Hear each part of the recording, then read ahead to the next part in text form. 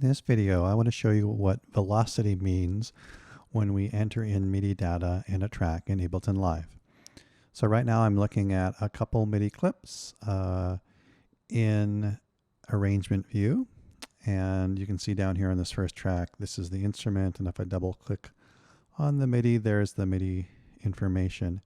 And so you'll notice that we actually have this is the piano roll in terms of the actual notes that are getting played. And down on the bottom down here is something called velocity. And if we just solo this track and listen to it, you'll notice that each of the keys sounds slightly different in terms of the dynamic level and pressure. So I'll just play this for you so you can hear it.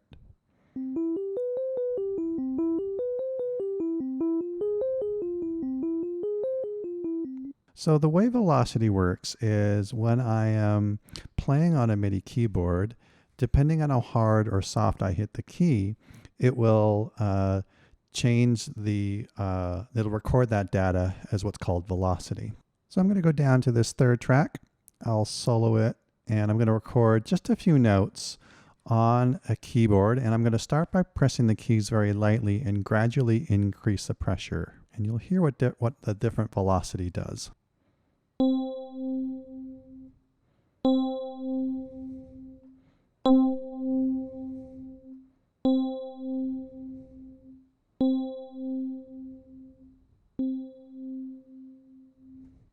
And I'll stop that. And now if I click on this, and I'm going to make this a little bit bigger, and I want to look at the actual velocity here. And you can see that the velocity for each of these notes ranges from sort of between 88 and 96 to this one, which was at 124. I can find it exactly if I just hit this, and you can see the little number there above the actual note that gives me the velocity. In this case, velocity in Ableton Live ranges from 1 through 127. And I can even adjust it by sliding it this way. So if any of these notes I want to adjust, I can just click on the note and adjust the velocity. And so you can really hear the difference based on this velocity. Let me just play this again.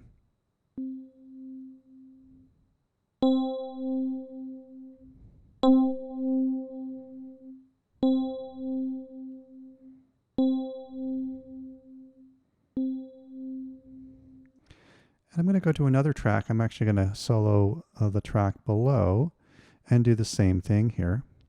And this is a different sound. And so if I hit the sound very softly, you can see there's hardly any attack. A little harder. And then quite hard.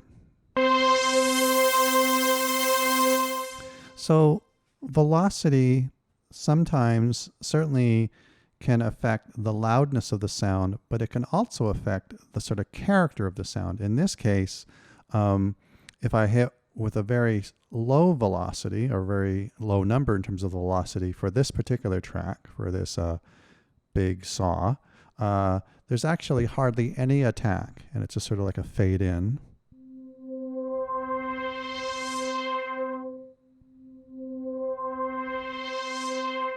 And then if I hit really hard, we get a sharp attack.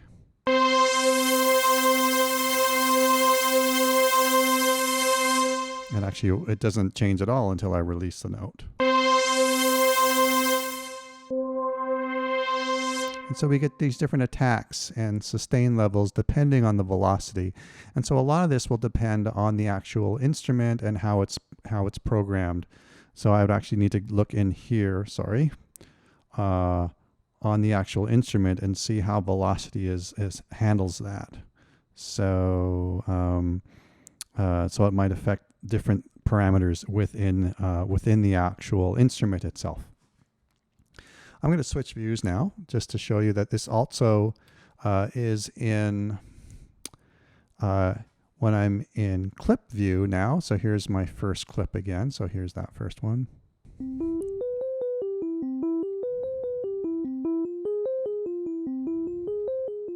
So if I want to edit this velocity information, I can just select the velocity and move it with my mouse and adjust it. I can also use the draw tool and actually draw velocities. I guess I have to actually select them, and then, so what I would do is I'd select all the notes, Command A, and now what I can do is I can do things like this. I'm sort of moving my mouse and this cursor along.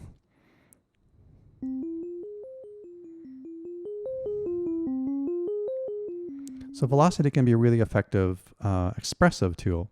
If at some point I want to take all of these velocities, Command A, and make them all exactly the same.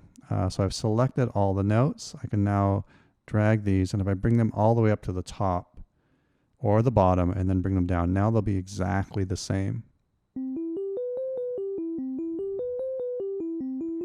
So this makes it very sort of computer-like. Another note in velocity, if I look at this other track here, these are some chords.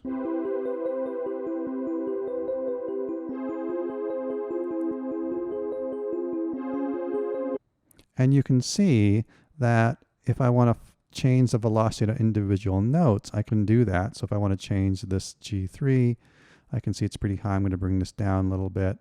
If this C3 is also fairly high, if I want them to all be the same, I can select all these notes, and then I guess I'm missing a note. Where is it? There it is down there. Shift click, add it.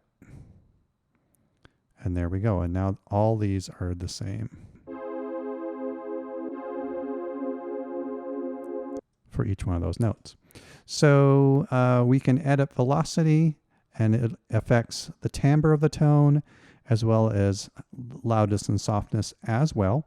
And again, this will depend on each instrument and how it is programmed. So that's something you'd want to pay attention to as you edit the MIDI notes and the velocity as well.